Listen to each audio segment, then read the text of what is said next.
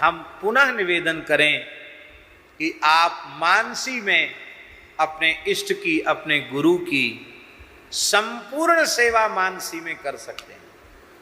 इसके लिए आप स्वतंत्र हैं, तो आपको वह भी संतोष हो जाएगा।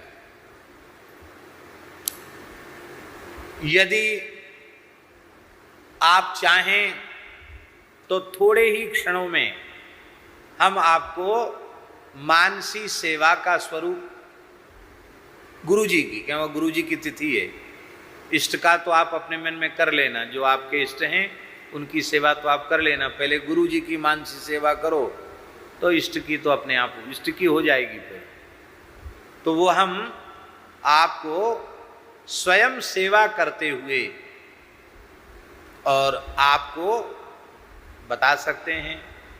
तो आप लोग अपनी चित्त वृत्ति को बटोर करके शांत सुस्थिर भाव से बैठ जाएं, अंतर्मुख हो जाएं और अंतर्मुख हो करके श्री सद्गुरु भगवान का पूजन करें।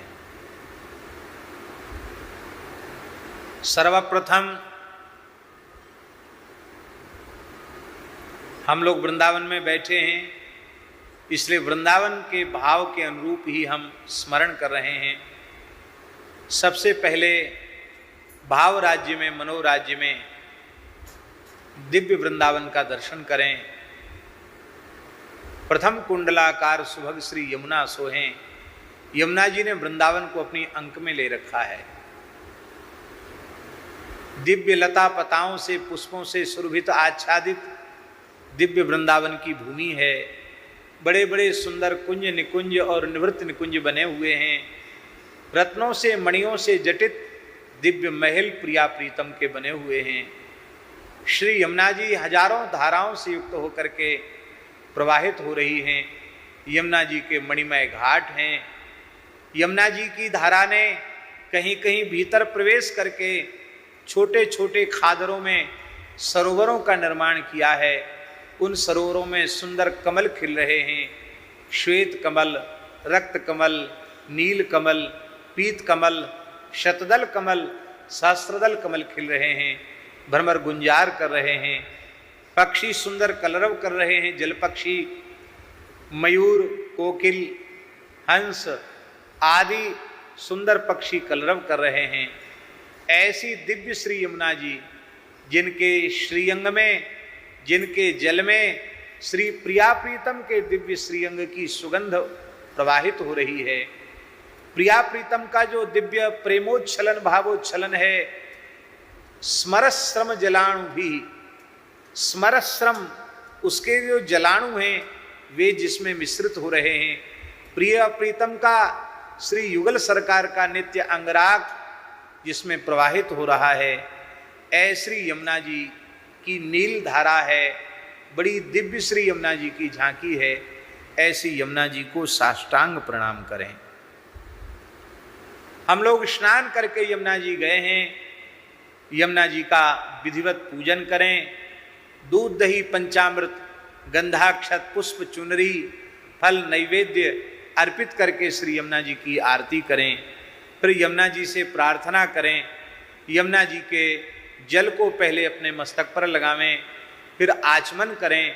आचमन प्राणायाम करके श्री प्रिया प्रीतम के चरणों में, श्री गुरुदेव के चरणों में हमारी अनुदिन अनुक्षण भक्ति बढ़े, ऐसा संकल्प लेकर के श्री यमुना जी में गोता लगाइए। श्री यमुना महारानी की जय। यमुना जी में गोता लगा करके स्नानांग तर्पण कर लें। तर्पण के बाद बाहर आवें, सुंदर वस्त्र धारण करें, उत्तरीय अधो वस्त्र धारण करें और 12 ऊर्ध्वपुंड्र तिलक धारण करें।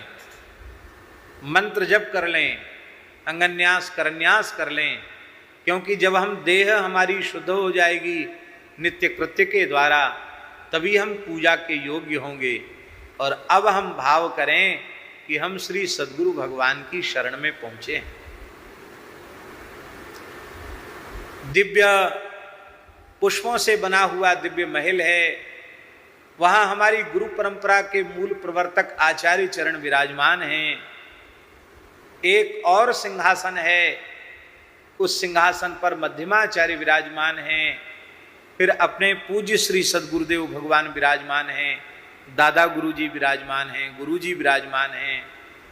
और उन समस्त परंपरा को साष्टांग प्रणाम करें।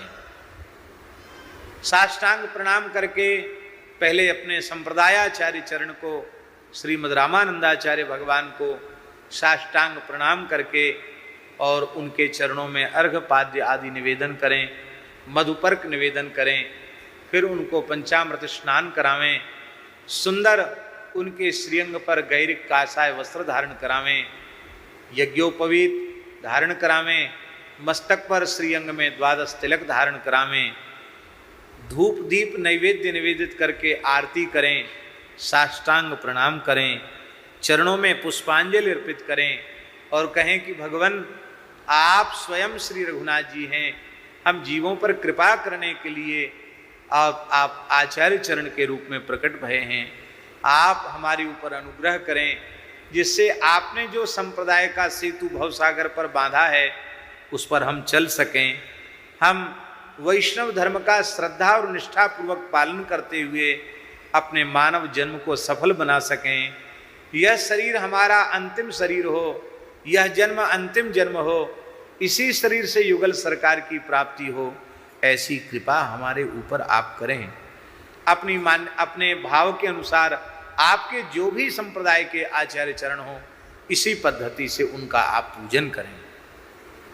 फिर दादा गुरु जी का पूजन करें, उनके चरणों में प्रणाम करें। उनके चरणों में प्रणाम करके फिर उनके चरणों में सबसे पहले उनका चरण धोवें, अर्घ निवेदित करें, अर्घ के बाद पाद्य निवेदित करें, फिर आचमन के लिए जल प्रदान करें, फिर उनका स्नान करावें और स्नान कराने के बाद फिर पंचामृताभिषेक करें। पुनः शुद्ध जल से स्नान कराने के बाद वस्त्र, उत्तरीय अधोवस्त्र निवेदन करें, यज्ञोपवीत धारण करावें, द्वादश तिलक पधरावें, माला अर्पित करें, धूप दीप नैवेद्य अर्पित करें, आरती करें, पुष्पांजलि करें, परिक्रमा करें, साष्टांग प्रणाम करें और निरंतर हरिगुरु संतों के चरणों में भक्ति हमारी बढ़े, ऐसा आशीर्वाद उनसे प्राप्त करें। इसके पश्चात श्री सद्गुरु भगवान की सन्निधि में आवें, जिन्होंने कृपा करके हमें यह संस्कार दिया है, स्वरूप दिया है। गुरुदेव के चरणार बिंदों की शरण जब तक न ली, दिन जिंदगी के इस तरह कितने गए बेकार में। सद्गुरु भगवान दिव्य सिंहासन पर विराजमान हैं, मंद मंद मुस्कुरा रहे हैं। उनके नेत्रों में करुणा का, दया का समुद्र हिलोरें ले रहा है। उनके श्रीअंग से दिव्य कांति छिटक रही है। उनको प्रणाम करें और प्रणाम करके प्रार्थना करें कि भगवान आज गुरु पूर्णिमा है, आप ही व्यास नारायण के स्वरूप हैं, हम आपका पूजन करना चाहते हैं, आप अनुमति प्रदान करें। सद्गुरु भगवान मुस्कुरा करके अनुमति प्रदान करेंगे। फिर सबसे पहले उनको 3 बार साष्टांग प्रणाम करें। फिर बड़ी श्रद्धा से, अब देखो कंजूसी का काम नहीं है, क्योंकि आपका बाहर में तो बहुत कुछ व्यक्तियों का और धन का, वस्तुओं का खर्च होता, आपकी सामर्थ्य है या नहीं है, लेकिन यहाँ मानसी में तो कंजूसी का काम नहीं है। बढ़िया सुंदर स्वर्ण पात्र है, हीरे मोती जड़े हुए हैं, उस पात्र में सुंदर चंदन का अंगराग किया गया है। श्री गुरुदेव भगवान के चरण विराजमान करें। फिर सुंदर सुगंधित जल से उनके चरण धोवें। अर्घ निवेदित करने के बाद उनके चरण धोवें। फिर उनको आचमन के लिए जल प्रदान करें। फिर उनकी अनुमति लेकर उनके श्रीअंग में सुगंधित फुलेल का मर्दन करें, ऊटन अर्पित करें। फिर पुनः जल से स्नान करावें। स्नान कराने के बाद फिर पंचगव्य से स्नान करावें और पंचगव्य से स्नान के बाद पंचामृत स्नान करावें।